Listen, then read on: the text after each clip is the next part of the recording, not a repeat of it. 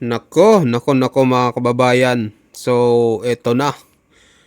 Ebidensya no, inilatag na ni Senador Marcoleta patungkol nga ito mga kababayan sa notaryo na isinumite ni Gutesa sa Senate hearing.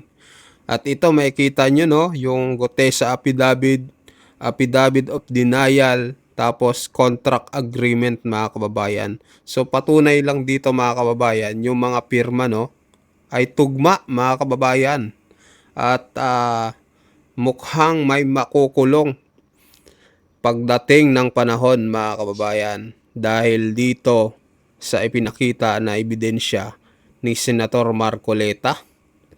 At pakinggan nyo mga kababayan yung paliwanag ni Senador Marcoleta patungkol nga dito sa pagsisinungaling di umano ng isang attorney na pineke nga daw ito mga kababayan, pero hindi naman peke. Makikita nyo na isa lang yung perma mga kababayan. Paano sinabing pineke ito? Talagang sinisiraan lang si Gutesa mga kababayan dahil nga may nabanggit na isang malaking buhaya. So, eto mga kababayan, talagang lumalabas na yung katotohanan. At ang nakakagalit lang dito dahil kung sino pa yung nagsasabi ng totoo, ayun pa yung binabaluktot, no? Kawawa naman si Orly Gutesa. Kaya itong mga kabaro niya ay nagsalita na rin na talagang itong si Gutesa ay mabuting tao at hindi sinungaling. So, ito mga kababayan, pakinggan na natin itong paliwanag ni Senador Marcoleta. Ganun yung forma nung kanya sa laysa Aha. O sige, kako, panotaryo mo yan. Para lang sa kapakanan ko, pansarili kong satisfaction. Baka kako nagbubulaan lang ito, di ba? Opo. May panahon pa naman, panutaryo mo. Pagkatapos, kung talagang malakas ang loob mo, bukas ng umaga, bago alas 9, pumunta ka sa Senate. Aha. O, tinanong ko pa, may kasama ka ba? Wala po, ako lang. May sasakyan ka? Opo, ano sasakyan mo? Motor po. Nakamotor po ako. Oho. Turo lang. Alam mo puntahan ng Senate, alam ko po. O sige ka, kung ikaw ay talagang matatag at talagang gusto mong tumistigo, dumating ka bago mag-alas 9. Aha. Ipipresent kita. O umalis na ako kasi may session kami. Opo. So ako, nananatili akong umaasa kung dumating. Opo. Kung hindi darating, hindi dumating. Di ba? Hindi nyo 100% na... Wala, siyempre, tinetesting ko rin ang kanyang lakas ng loob dahil yung kanyang testimony, mabigat eh. Edi dumating. Pinesent ko. Baka tapos sasabi, wala raw akong kortesiya.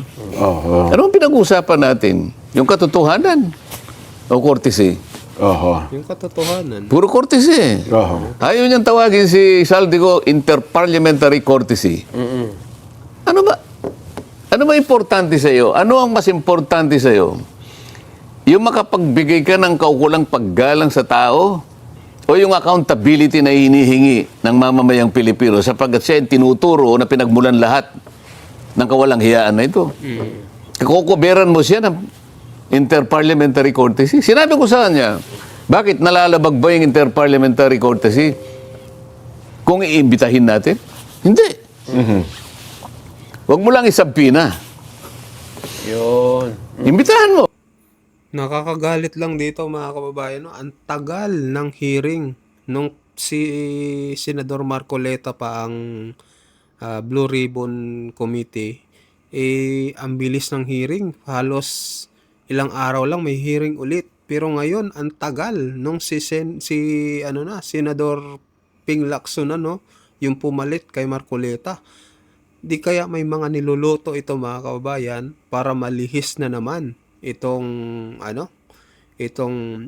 mga issue sa kinala Romualdez at dito kay Saldico. So, yun mga kababayan, no, opinion nyo dito. Talagang nakakagalit mga kababayan. parang wala tayong maramdaman o parang wala pang makukulong na mga korap na politiko. Oo, oo. Ito noong hindi pa siya nagre-resign as congressman. Nang hindi pa siya nagre-resign. Lahat na lang ng pang-cover ginagawa niya eh.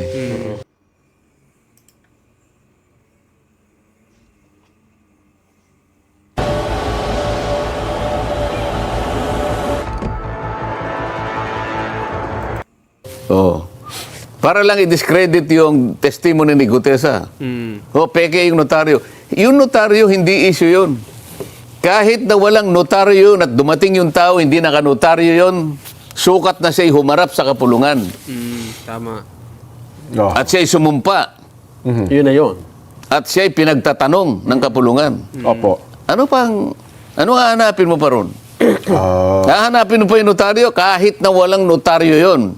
Hindi nawawala yung bisa nung kanyang salaysay. Kahit punitin pa yung papel.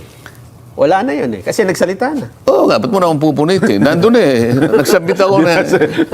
Oo.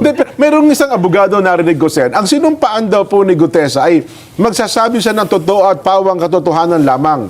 Pero hindi daw niya sinumpaan na yung nilalaman ng kanyang Gutesa na ito bang sinusumpaan mong ito ay tama, itong laman ng iyong affidavit na ito. Kaya daw po, parang ang kanyang punto ay yung panunumpa niya doon sa Senado, nung siya'y tanungin, ikaw ba'y nanunumpa na ang iyong sasabihin ay totoo at pawang katotohanan lamang? Pero hindi daw po kasama sa pinunumpaan niya, yung kanyang notaryo, ay yung kanyang Babasahin. affidavit, babasahin, ay kaya daw po doon sa notaryo publiko niya dapat sinumpaan yon na yung kanyang sinabi doon ay totoo ang sinulat niya sa notaryo. Bakit? Sinabi rin ba niya doon, ang lahat po nasasabihin ko rito, puro kasinungalingan? Tama. Sinabi ba niya? Wala naman po. Wala sinabing ganun. Kaya nga. Oho. Yun lang ang katapat doon eh. Ako po ba'y nagpunta rito para magsabi ng kasinungalingan? Oho. Meron ba siya sinabi? Wala. Wala. Oho. Pinagtatanong siya. Totoo ba nga niya na ganito? Opo. Oh. Totoo ba na ganyan? Yan ang mga ano nila eh. Oh. Ano na lang yun? Palusot na lang yung mga ganun. Alibay na. Ay, nako. Well, anyway, noong isang araw siya nakita ko, ay nag-live kayo na kayo pumunta ng City Hall eh. Ano ho ba pinunta nyo? May kinalaman ata dito kay Attorney Espera? Kasi sabi, Ito na yun guys, ito, pakinggan nyo. tawag daw kayo ng Regional Trial Court ng Maynila eh. Hindi, sa Totoo ba? kagustuhan ko na makakuha sana ako ng kopya ng mga ibang mga dokumentong ninotaryo niya para maikumpara ko doon sa dokumentong ninotaryo sa kanyang sariling yung lugar na pagnonotaryo. Aha. Kaso, anong sabihan ako nung, wala pa yung judge noon kasi parang nag-attend siya ng inventaryo. Opo. Kasi parang mag-end of the month na eh, di ba? Opo. So, busy sila sa inventaryo. So, kausap ko yung clerk of court. Di bali po kanya, doon muna kayo maupo doon sa may maganda pong lugar ng court. Kasi, alam mo naman yung mga Opo, yung korte mga natin courtroom, ngayon, opo, masisikip, maliliit. very cramped talaga. Oh. Siguro, nahihiya naman sila na hindi man lang ako makaupo sa isang medyo maayos-ayos na meron namang May aircon. Ganyan. Oho. E de, sige ka, kung yan ang dinala ko ron. Doon nga, hanggang sa dumating yung judge. Nakakausap ko yung judge. Hindi kayo pinatawag, kayo ho ang personal na pumunta. Kasi parang ang Ako dating pumunta dahil nga gusto ko nga makakuha kung sakali, kung pupwede. okay. Kaya lang, ang nalaman ko, kasi alam ko dahil September ito, Opo. mag-e-end, ang submission ng notarial register, yung mga notaryo nila, 10 days after the end of each month. ang ganun Kaya pa, so alam wala ko pa. na baka wala pa. Pero ang sabi ko naman, yung mga earlier documents na, kahit halimbawa yung tama, Agosto, Opo. ang balak ko lang naman comparison eh. Oo. Ikumpara Comparison lang. Ngayon, sabi naman ng judge, ang pinakamabuti, Sen, sabi niya, hintayin na lang natin kasi pagka ganito po yung nature ng mga request, talaga pong ang Korte Suprema po, inihingan na po namin ng ano. Ako kung yan ang tuntunin, pasakop tayo dyan, judge, sabi ko. O total po, kanya, pinasubmit ko na rin po na siya nung ano ba yung lugar na pinagnunotaryuhan mo, asan yung specimen ng signature mo. Sige, judge ka, ako, hintayin ko na lang yan. Kasi So nakita niya na seryoso ako na talagang gusto kong malaman ang mga katotohanan. pangyayari dito. Bagamat hindi na issue nga yung Notarial ng notaryo, issue. pero dahil nga parang ikinakabit nila para kahit papano'y makahanap sila ng kahit napakaliit na butas ba. Opo. Sa kanila napakalaking bagay na eh. Oh. Alam kasi nila, meron pa tayong mga kababayan na kuminsan ay naililigaw eh. Oho. Doon na lang. Parang hinahangad na lang yung konti sigurong bilang ng mga kababayan natin na pwede pa nilang mapaniwala. Kung meron pa hanggang ngayon. Ken? Oho. Well, yun po ang hindi natin alam, Sen. Ano, ha?